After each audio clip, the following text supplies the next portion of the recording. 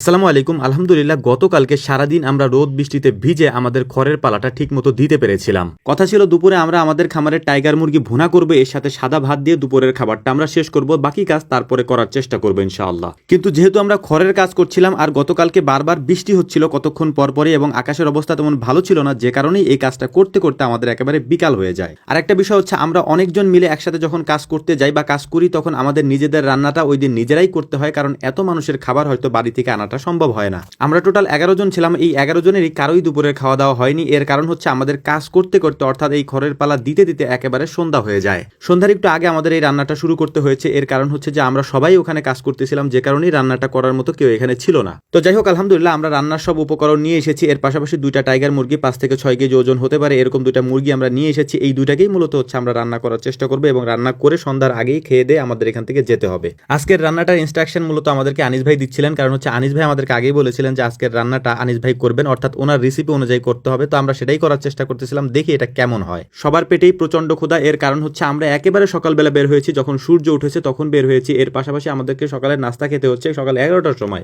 Total আমরা 6 থেকে 7টি পালা কিনেছিলাম। এই পালাগুলিকে আমাদেরকে ভেঙে তারপর নসিমনে করে আনতে হয়েছে। টোটাল প্রায় 7 থেকে 8 নসিমনের মতো হয়েছে। এই নসিমনগুলো আমরা এনেছি এবং এই কাজগুলি করতে করতে আমাদের আর সময় হয়নি খাওয়া দাওয়া করার। তবে এক ফাঁকে সময় করে হালকা নাস্তা করে নেওয়া যেত, কিন্তু আমরা সেটা করতে পারিনি মেঘের কারণে, অর্থাৎ আকাশের অবস্থা যেহেতু ভালো ছিল না, যে কোনো মুহূর্তে বৃষ্টি হতে পারে এবং কয়েকবার হয়েছিল, যে কারণেই আমরা খাওয়া দাওয়া একেবারেই করতে পারিনি। তাই প্রচন্ড ক্ষুধা নিয়ে আমাদের এই কাজগুলি করতে হচ্ছিল, কারণ একেবারে সন্ধ্যার আগে আমরা রান্নাটা করতেছিলাম। প্রচন্ড ক্ষুধার কারণে সবার এক্সপ্রেশন ছিল এরকম যে সব খাবার আমি একাই খেয়ে ফেলবো, কারণ এত বেশি ক্ষুধা আমার লেগেছে যে এক কড়াই খাবারে আমার হবে না। তো যাই হোক, সবাই মিলে যেহেতু একসাথে রান্না করতেছিলাম তাই রান্নাটা করতে আমাদের বেশি সময় লাগেনি, খুব তাড়াতাড়ি আমরা এটা করে ফেলতে পেরেছিলাম আলহামদুলিল্লাহ, এবং পরিবেশনও করতে পেরেছিলাম। এবং আমাদের দেখতে দেখতে আমরা রান্নাটা প্রায় শেষের দিকে, এবং আনিস ভাই তার মাংসে দেওয়ার জন্য সিক্রেট মশলাটা বানাচ্ছিলেন। দেখতে এটা ভালোই দেখাচ্ছিল এবং এটাও আমরা দিয়ে দিলাম আলহামদুলিল্লাহ। এবং আমাদের রান্নার যে লাস্ট উপকরণগুলি ছিল সেগুলোও দিয়ে দিয়েছি। এখন শুধু আলু বাকি আছে, আলুটা দিয়ে দিয়ে আমাদের রান্নাটা আমরা শেষ করবো এবং খুব দ্রুত আমরা খাবারটা সবার সামনে পরিবেশন করার চেষ্টা করবো ইনশাআল্লাহ। টাইগার মুরগির মাংস অন্য মুরগির থেকে একটু ডিফারেন্ট, একটু আলাদা, এবং এটা খেতেও অনেক বেশি সুস্বাদু। যদি আপনারা কখনো খেয়ে থাকেন তাহলে হয়তো বুঝবেন। তো মাংস রান্নার পাশাপাশি আমরা সালাডটা তৈরি করে নিচ্ছিলাম। এর কারণ হচ্ছে আমাদের হাতে সময় একেবারেই কম। ভাত যেহেতু আমাদেরকে বাড়ির ভিতর থেকে রান্না করে দিবে